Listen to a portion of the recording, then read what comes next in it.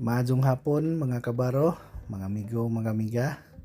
Ngayong hapon po ay magdi-disinfect po tayo ng ating ranging area dahil i-range na po natin yung ating mga manok.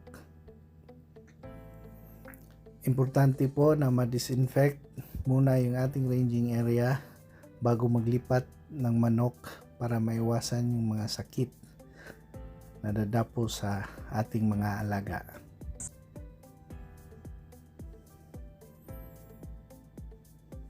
Pati po mga pagkainan nila ay dapat ini-disinfect din.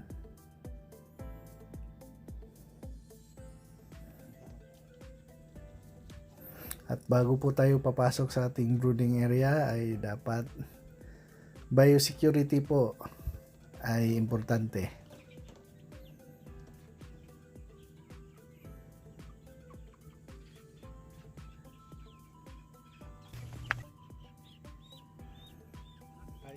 Dito po ay inihiwalay natin yung mga pullets at saka yung for inasal type, yung mga male F1 po natin.